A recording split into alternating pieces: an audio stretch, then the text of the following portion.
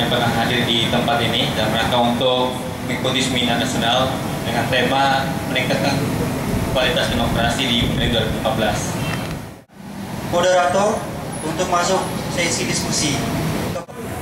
Ekspektasi masyarakat dari pemilu, partisipasi masyarakat dari pemilu tahun 99 sampai 2009 yang terakhir itu sebenarnya merupakan, menurut saya adalah sebuah otokritik, gambaran otokritik yang sangat keras terhadap partai politik. Prinsip demokrasi itu keterwakilan, bukan keterpilihan. Untuk itu seluruh masyarakat Indonesia harus diwakili. Maka untuk melengkapi keterwakilan itu, rancangan Founding Fathers MPR itu terdiri dari partai politik, anggota DPR yang direkrut dari partai-partai politik, putusan golongan dan putusan daerah. Nah, sehingga apakah partai politik terbuka sesuai dengan kaidah demokrasi sekarang? Tidak, dua oligarki ini yang justru menguasai partai politik.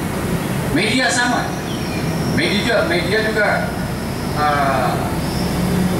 ada oligarki kapitalis di kalangan media, sehingga ruang publik itu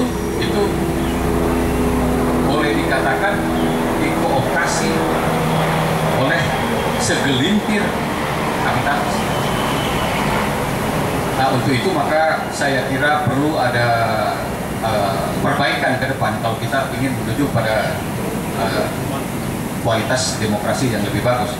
Yang menarik dari Bapak Tinggi tadi. Selanjutnya kami berikan kesempatan untuk Bapak Masinton Pasaribu. Terima kasih kepada kawan-kawan Majelis Politika. Nah, saya rasa dalam proses 15 tahun reformasi yang tidak mengalami kemajuan apapun, ya, bukan reformasi itu tidak menghasilkan sesuatu, tapi kemajuan yang cukup berarti buat masyarakat itu dalam konteks kesejahteraan itu belum mencapai ke sana.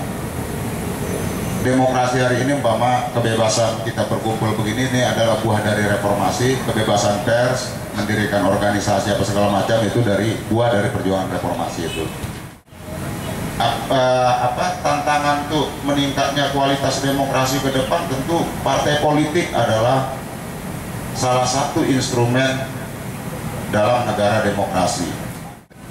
Ada gagasan-gagasan besar untuk mewujudkan Indonesia itu sendiri. Sekarang memang betul hampir semua partai politik kehilangan napas ideologinya. Entah itu PDIP, masih itu. Meskipun sekarang telah coba diupayakan dibangun kembali dengan melakukan pendidikan kader dan diisi oleh sejumlah orang-orang yang berpikir kecenderungan untuk nasionalis. Tapi ini baru belakangan ini 1 dan 2 tahun terakhir. PKS misalnya yang tadinya diharapkan mewujudkan sebuah Islam yang baru, yang segar. Karena bagaimanapun PKS kan adalah dari tarbiyah dari waktu muslimin sangat dipengaruhi oleh teman-teman di Mesir, juga bisa memberikan aspas baru kepada politik Indonesia. Itu pun juga ternyata ya terseok-seok juga, bahkan akhirnya ya kita tahu akhirnya proses komersialisasi, proses kapitalisme itu kemudian memakan PKS itu sendiri.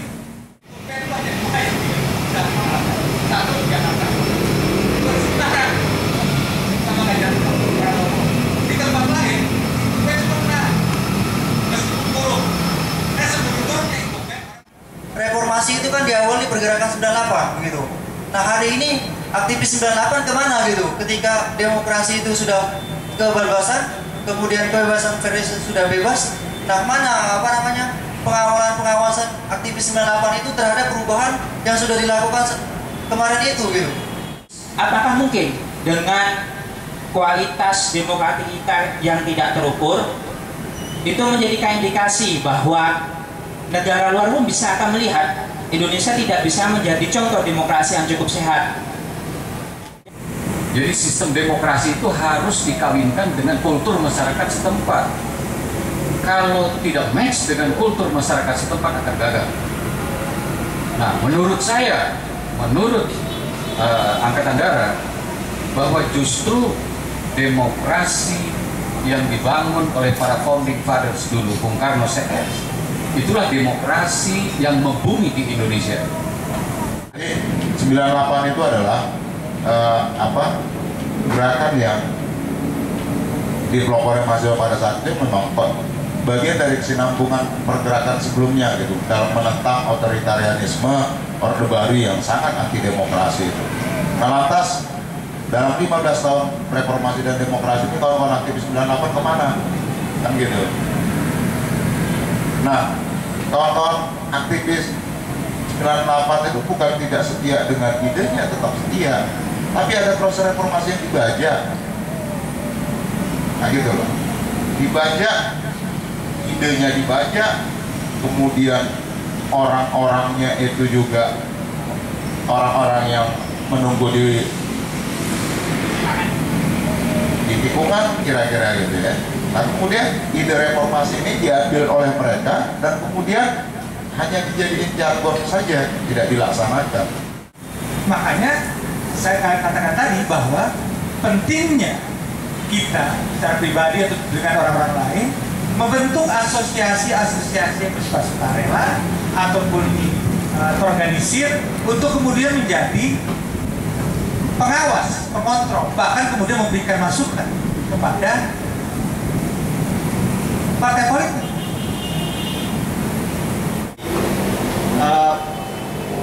Demikianlah diskusi kita. Terima kasih kepada seluruh pembicara yang sudah hadir dan memberikan argumentasinya.